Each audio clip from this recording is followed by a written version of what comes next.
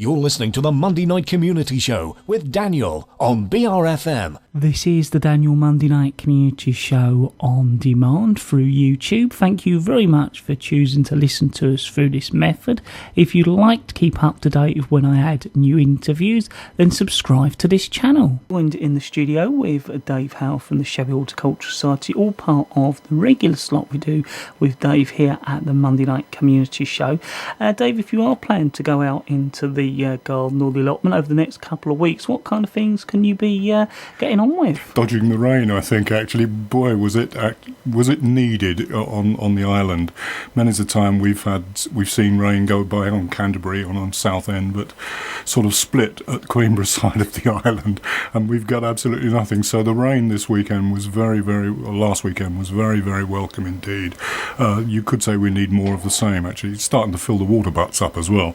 But I think that's the thing to actually major on, is to keep up the watering, because I know we've had a couple of downpours over the last couple of days, but really to keep up with the watering is very, very important. Many of the plants are now putting on, their final show or their finest show, so you need, in effect, to make sure that they are well hydrated. Indeed, some of my own plants are actually recovering, because it's very, very hard to keep up with watering, especially if you've got a lot of pots in your garden. I, for instance, grow acers, and they are not necessarily in the ground, but they're in the pots, so it's very important indeed that I really do well water them. Rather than watering once, sort of skimming the water on the top 7 days a week, it's much, much better to actually give them a good dousing, perhaps once, maybe twice a week. So watering, very, very important. You'll notice there's a lot of plants actually in garden centres coming out. What I would call, or term very loosely, is the blousy plants. Things like dahlias. Lots of fuchsias are starting to come out now. Lots of hanging baskets are around about. Pelargoniums are still around. The brassia, the bright, the vibrant-looking coloured plants, actually. So putting those kinds of plants in, even if you leave them in the pots, which I tend to do, because, as I've said to you before, once they go over, once they've died back, there's always something else that will come along, and you can replace it. Put the pots down into the quarantine area, perhaps, or the space at the bottom that every garden perhaps should have, and replace them with other plants which are coming through. So, yeah, quite a lot over the next couple of weeks. Pruning, make sure you're looking for pruning. And of course, don't start me on the insect side. Black fly is absolutely everywhere, because it's looking for the moisture. What I would suggest with black fly, personally, what I do is I tend to rub them up the stem, actually. I make no qualms. I have no qualms about that sort of thing, whether you use insecticide or whether you use soapy water. But I tend to run my finger up and down the stem, actually killing them. So be on the lookout for pests, because they're looking for the same water that your plants are looking for. So, yeah, certain things that can be done. But overall, relax into the garden and enjoy it. I've done that for the last couple of days, rain permitting. So, yes, just to take stock on what's actually grown, what's grown well, what's not grown so well, perhaps with a view to replacing, with a view to actually pruning, or placing elsewhere in the garden if you don't like somewhere that the plant actually is. So, yeah, quite a bit to do. And I think we're next going to cover the sort of things you can be getting on with looking ahead over the next couple of months in the garden and the allotment. I think as I said to you just now, actually, sitting back for a while and enjoying the fruits of all the hard work that you've already put in. There's sometimes no point in gardening if it's all work and no play. As I've said just now, I've taken time out to sit into the garden and just put my fingers under my chin and say, right, this is a nice garden. It's very, very pleasant to be sitting here, and me and the birds and what have you get on very quietly together. But however, there's still jobs that will need attention. Things like pruning back the more unruly plants. As I said, the plants are at their most powerful at this time of the year, so they certainly, where they're unruly, for instance, they'll need pruning back. Deadheading summer blooms for repeat showing. I know it's time consuming and you always miss one or two at the top of a plant, but I think it's very important. It'd be nice, it's always very nice to get that continuing bloom and keep the plants going for as long as possible. We've mentioned also dealing with pests such as green and black fly. You've had problems with green fly, or you were saying you have? No, I don't think it's been as bad this year as last year. More slugs and snails this year rather than green fly. It doesn't seem to be as bad. I certainly haven't noticed it, not like last year. That's interesting. Maybe all my slugs and snails are hiding under rocks somewhere, but I've certainly had problems with black fly.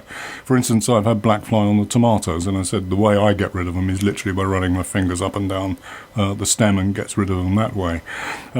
Lots of other allotmenteers, for instance, have mentioned the black fly, and we've been drenching. Various people around me have been drenching them with whatever solution they are actually using to get rid of them. But certainly there's a lot of them about, simply because it's been so dry. And they're looking for the same kind of moisture that the plant is actually looking for. If you have plants in pots, drench the soil with a suitable pesticide to counteract vine weevil. I've stamped on enough vine weevils this year, actually. It's a little 1/4 inch or so black beetle which lays its eggs in the pots, and the grubs will eat the root. And the first thing you know you don't have a plant anymore is when it literally keels over, simply because the grubs, or the larvae, have eaten all the roots. So over the next couple of months, tip the plants out at the end of the growing season to find out whether or not you've got these little. They're about 1/2 inch long, and they look like little commas, white commas with a little orange head. I think I've mentioned them to you before, actually, that they're an absolute pest, but you don't know you've got them until the plant actually keels over, and you have one dead plant which is totally irretrievable. And to buy another one will possibly cost you pounds. It could be a prize specimen. They are no dealers in cheap plants, I can assure you. But so if you see the vine weevil, it's well worth checking up or having a look in the book. If you see the vine weevil, don't mess around, get rid of it. The other one, of course, we're out at this particular moment, are lilies in the garden. And there's a bright red beetle, the lily beetle, and I think I've mentioned this before. It's a cautionary tale, obviously, that the lily beetle is not to be, is not to be looked after or what have you. I can't think of a better phrase to actually get rid of that as much as possible. I was going to say we had that last year, and it ruined the lilies. The first you really notice it is when the leaves are being really chewed back. Their larvae have a disgusting habit, I must admit. They literally put their fecal matter on their bodies to disguise themselves as bird droppings, would you believe? So how's that for cunningness in the insect world? That really is. But if you see the bright red beetle on your lilies, be sure to get rid of it, and as quickly as possible, and have no qualms about getting rid of it at all. So yeah, there are certain, lots of things that you can actually be doing over the next couple of months. But I think most importantly, if we get another bout of sun like we've recently had, then sit in the garden and enjoy it until such time as it really does need cleaning up or clearing up for the winter. We were talking to Dave Hale from the Sheppey Horticultural Society, and Dave, I think we're going to move on to useful tips now. There are any number of useful tips, I think, actually. I can select a few, if I may. Yep. Those which I obviously consider to be very important, actually. First of all, there's nothing worse than seeing birds pinch all your fruit off your trees and off your bushes and what have you. So continue to protect fruit against birds, checking any nets or coverings you may be using, making sure that they go down to the ground, that there's no way in for the birds to get in. And the same goes for butterflies as well. If you're growing under netting, like for instance brassicas, cabbages and what have you, make sure the netting is sufficiently small gauge that they cannot actually force their way into. I have seen butterflies forcing their way in and damaging their wings, would you believe, cabbage white butterflies, to get to somebody's brassicas. So make sure that the nets are properly prepared. Watch for any signs of any other pest damage. Deal with it promptly. Well, we've said that, I think, actually. One that I always go back to, actually, is make sure your cutting tools are sharp and fit for purpose. There's nothing worse or more dangerous than blunt tools. Use a circuit breaker if you're using electric tools and machinery in the garden. I always use one, actually. I'm adamant about actually using it. Very, very useful. Don't forget to harvest and pick your edible crops. There's nothing worse than a courgette that's growing into a 20-pound marrow, because you're never quite sure what you want to do with it. If you offer it to somebody, they're thinking, what can I do with that as well? So pick your crops regularly. As it gets hotter throughout the summer, don't forget that the air needs to be cooled in a greenhouse, for instance. Somebody mentioned a couple of weeks ago that then greenhouses are not hot houses. They're specific to whatever needs to be grown in a hothouse. But greenhouses are protection to keep things warm and keep the wind off them. So make sure that you actually have a greenhouse which has got the door open. I keep my door open, or mostly open. About the only time I shut it is when the grape, and the blackbird's been ironing the grape actually, but I make sure that there's enough ventilation in the greenhouse. Hang some sticky pheromone traps in your fruit trees. There's nothing worse than finding holes, apple sawfly or gooseberry sawfly and they've been damaging your apple trees and what have you, your fruit trees. Keep hoeing, weeding regularly. Weeds grow at an incredible pace. I suspect when I go down to the allotment, there will be weeds all over it. You can imagine they grow twice as quickly as any other vegetable. You're grinning at me. I was going to say, especially with this rain, because you suddenly find they will suddenly come from nowhere. Absolutely. You think, well, I didn't plant that there. What the heck is it? And of course, you try to take a chance to say, is it a plant? Has it been dropped by a bird or what have you? No, it is a weed. And by that time, it's 6 or 7 inches tall. So weeding, hoeing regularly. Also, there's something we were discussing a couple of minutes ago. It happened to me a few days ago while we were judging the Silver Spade competition. There was a hedgehog desperately trying to get out of a quite shallow pond, but it wasn't able to, simply because there was no way it could actually climb out, if you understand me. Swimming desperately, and I just happened to be there to rescue the hedgehog. So if you do have evidence of hedgehogs, or if you've got little ponds or depressions in the ground, or even paddling pools, make sure that there's a slide or there's stones in the pool or plank of wood so that the animal can actually climb out. Hedgehogs, as you know, are disappearing fast from our countryside, and we need as many hedgehogs as we possibly can. You also would have seen over the last few weeks, actually, people saying that hedgehogs have quite a roaming distance. They can roam something like 2 or 3 kilometres a night.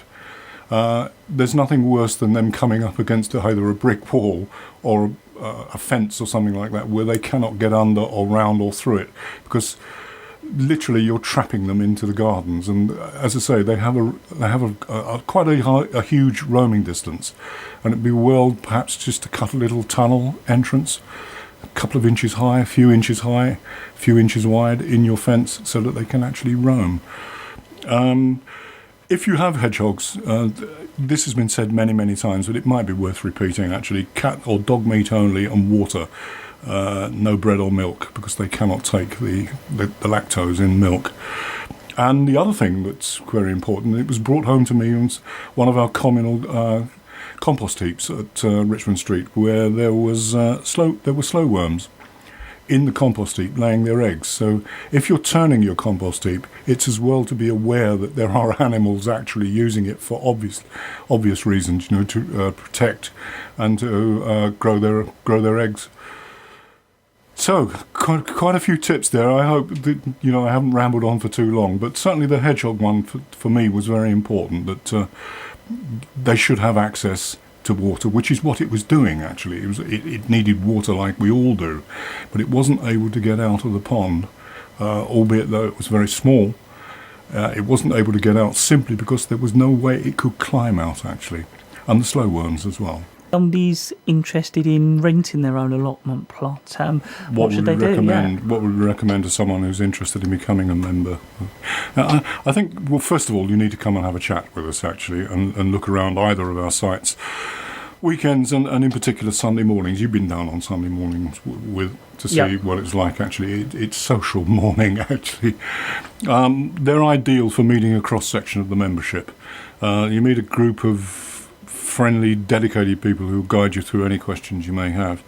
Get the family interested. That's very important. It's important to us as well, because as I've said before, and I'll say again, probably again and again, that children and youth are the next allotmenteers, so we would welcome them. We noticed quite a few young families are actually taking up plots and allotments. We've had quite a succession of them coming through with their children in tow, who perhaps don't quite realise why they are there, perhaps. Some of them are very young.